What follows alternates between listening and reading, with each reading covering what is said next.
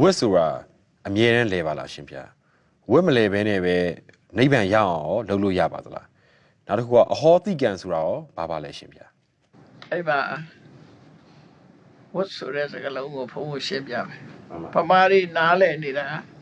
ကိုကလူတယောက်ကိုချီကျိုးအောင်လုပ်လိုက်ရင်ကိုချီကျိုးတယ်မှန်ပါဗျာအဲ့ဒါကိုဝတ်လဲတယ်လို့ယူဆတယ်မှန်တော့အဲ့ဒါတော့အကျိုးပေါ်တယ်လို့ပြောတယ်မှန်ပါဗျာဝတ္တဆိုတဲ့အဓိပ္ပာယ်အဲ့ဒါပြောတာမဟုတ်ဘူးသူမှန်ပါဗျာဝတ်က၃မျိုးရှိတယ်မှန်ပါဗျာကိလေသာဝ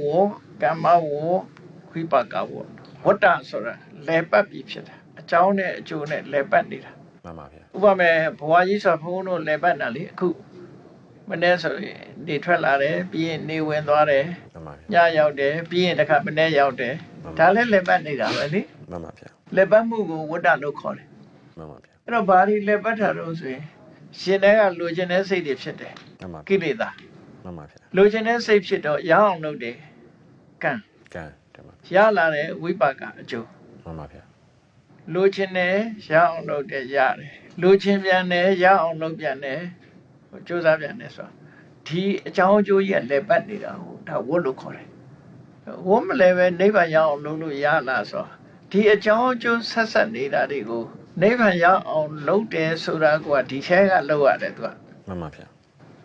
ဝတ်ထဲမှာပဲနိဗ္ဗာန်ရအောင်လုပ်လို့ရတယ်နိဗ္ဗာန်ရောက်သွားရင်ကတော့ဝတ္တတွေကထွက်သွားပြီသူကမှန်ပါဗျာဒီထဲမှာသူကလုပ်လို့ရတယ်ဝတ်မလဲပဲဆိုတာတော့မဟုတ်ဘူးဝတ်ကတော့လဲမှာ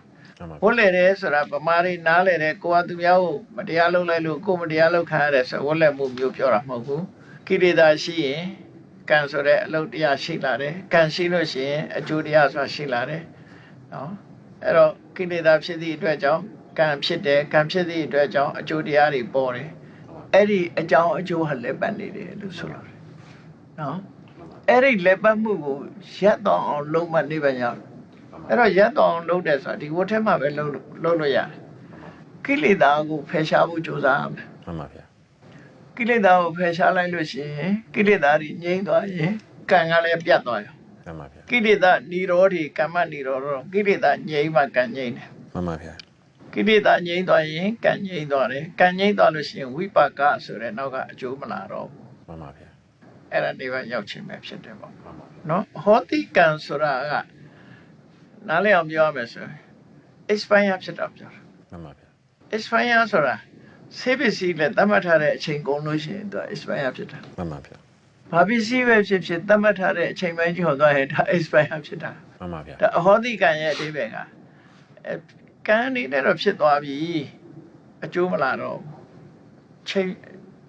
ဒီကစံတတိကုံသွားပြီလို့ဆိုလို့တယ်မှန်ပါဗျာကံရဲ့စံတတိတစ်ခုကုံသွားပြီမှန်ပါဗျာကံကိုသူကသတ်မှတ်ထားတာရှိတယ်ကံတစ်ခုလုံးလို့ရှိရင်ဒီဘဝမှာအကျိုးပေးတဲ့ကံကိုဒိဋ္ဌဓမ္မဝိရဏိယကံလို့ခေါ်တယ်ဒီဘဝမှာအကျိုးပေးတယ်မှန်ပါဗျာနောက်ဒုတိယဘဝမှာအကျိုးပေးမဲ့ကံကိုဥပပိစ္ဆဝိရဏိယလို့ခေါ်တယ်မှန်ပါဗျာနောက်တင်းတော်တဲ့ဘဝတစ်ခုမှာအကျိုးပေးမဲ့ကံမျိုးကိုဒီအပရပရိယဝိရဏိယကံလို့ခေါ်တယ်အဲကံသုံးမျိုးဒီဘဝမှာအကျိုးပေးမဲ့ကံကသူအကြောင်းအကျိုးမညီသည့်အတွက်ကြောင့်သူကအကျိုးထုတ်လို့ရမှာမထုတ်လို့ဘူးဒီဘဝကလည်းပြီးဆုံးသွားပြီဆိုရင်အဲ့ကံအဟောတိဖြစ်သွားအဲ့ဆိုအဲ့ကံကောင်းတာရောဆိုးတာရောနှစ်ခုစလုံးဖြစ်နေနှစ်ခုစလုံးဖြစ်တယ်နှစ်ခုစလုံးနဲ့သက်ဆိုင်တယ်မှန်ပါဗျာဥပမာတစ်ခုဘုန်းကနားလည်အောင်ပြောရမယ်ဆိုလို့ရှိရင်ကဘာကျော်လူသက်သမားကြီးအင်္ဂုလိမာလာပေါ့ကြားဘူးတယ်မဟုတ်လားကြားဘူးပါဗျာအဲ့အင်္ဂုလိမာလာလူတွေတတ်ထားတဲ့ပါဏာတိပတ္တကံမှန်ပါဗျာသို့တော့ကိလေသာတွေကိုသူပယ်လိုက်နိုင်တဲ့အတွက်ကြောင့်အဲ့ဒီကံတွေကဒီဘဝမှာပဲအကျိုးပေးနိုင်တယ်သူကနောက်ဘဝဆိုမရှိတော့မှန်ပါဗျာသူကဘာလို့ကိလေသာပြတ်သည့်အတွက်ကြောင့်နောက်ဘဝဖန်တီးပေးမယ်တဏှာဆိုသူမှမရှိဘူးကံနဲ့ကိလေသာတွေမရှိဘူးနောက်ဘဝမရှိသည့်အတွက်ကြောင့်နောက်ဘဝမှာငရဲကြရမယ်ဒီသူလှုပ်ထားတဲ့ကံတွေဟာစပယ်ရဖြစ်သွားအဲ့ဒါဆိုရင် तू ကဒီဘဝမှာပဲ तू ရဟန်းပြုရင်အချိန်တော့ခဲနဲ့အထုခံရတာဝိုင်းဆဲတာလောက်ပဲအဲ့ဒါလောက်ပဲနဲ့ပြီးသွားတယ်တင်ပါဗျာပြီးသွားတယ်ဟိုမျိုးလို့ပေါ့တကြောင်းကြာမှာ